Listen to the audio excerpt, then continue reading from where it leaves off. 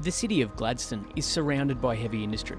Within line of sight, there's a power station, a coal port, and an aluminium smelter in the distance. When I came home on holidays, I said, "Mum, do you know there's a power station right there?" And she's like, "Yeah, you can see it from our house." So all of this sort of, world-leading infrastructure really was just blended into the background, really normalised for me. Jacqueline McCosker grew up here. After living away, she's moved back, now working as a climate and energy campaigner with the Australian Conservation Foundation. Everyone wants more progressive climate action. Everyone believes in climate change. We all want to see climate solutions. But then there's a huge question mark and a very justifiable nervousness around what that means, because most of the jobs here are in heavy industry. But as big businesses commit to big cuts to emissions, the future of Gladstone's economy is set to be transformed. Rio Tinto is actually the biggest employer in Gladstone, and they've just announced that they will reduce their emissions 50% by 2030. And that actually means they will transition the Bowen smelter, the 2 refineries in town. So we are seeing it underway. I mean, like if they're going to zero, no coal, no this, what's the reason the Gladstone why would we exist? Despite hosting many multi-billion-dollar resource companies, retired Gladstone labourer Robert Melvin worries there'll be nothing to show for it.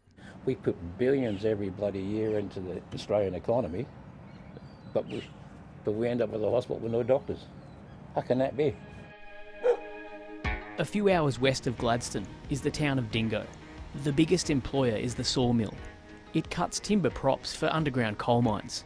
Almost everyone living here is connected to the coal industry. Lance Olive is one of them. He's a timber cutter and his family have lived in Dingo for generations. He senses an uncertainty about the town's future.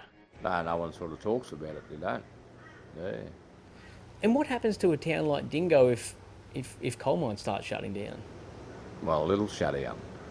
It'll be a ghost town, that's what'll happen. And that's what I can't understand. They're letting new coal mines open up, but they say they want to ban it. So you want to see a plan? Yeah, a plan put in place, yeah. In the past, Lance remembers his local MP stopping in Dingo for a beer. It feels like a long time between drinks. There's just no touch at all with the people. They don't see them, they don't talk to them. I reckon you'll see more of them going for the likes of One Nation and United Party and...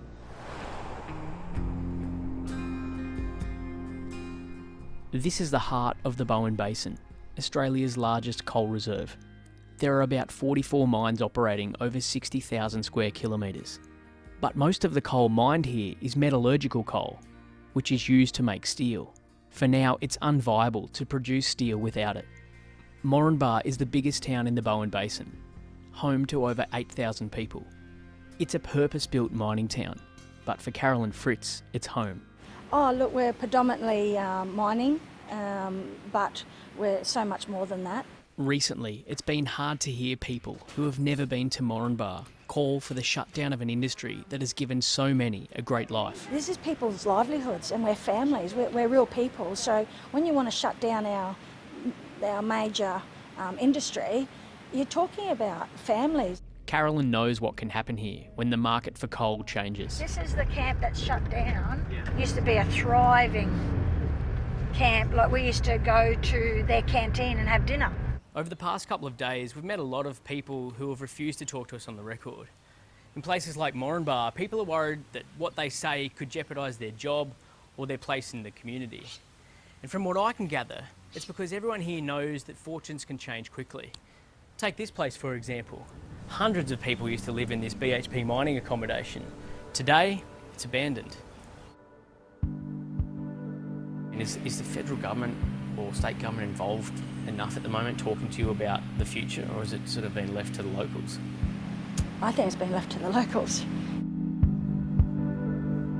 For now, until the hydrogen industry grows and green steel becomes a reality, coal trains will keep rolling into ports like Hay Point, near Mackay. But when that coal is burnt, the CO2 it releases will keep driving global warming. The urgency of the problem has driven career coal miner Grant Howard to campaign for change. I don't want to shut the industry down, nobody does. What we want is a transition, and I want coal miners to understand that transition, be a part of that conversation. You know, we dig up coal, and we make stuff, and everyone uses that stuff. So at the end of the day, we're all equally responsible. The coal industry remains a big economic driver in the Mackay region. However, the area is also known as Australia's sugarcane capital. It's an industry that Marion Healy's South Sea Islander community helped to build. They stayed for 3 years and then they were deported out again. When coal mining does eventually wind down, the cane industry will still be a place you can get a job. But the money won't be as good. Does this town have to get ready to take a pay cut? Yeah, oh, definitely. And I think they need to be skilled in other things. So if tomorrow the mine turns off, what's your skill you're going to fall back on? It's a conversation many here know they need to have sooner or later. They just hope it's one that politicians want to have with them too.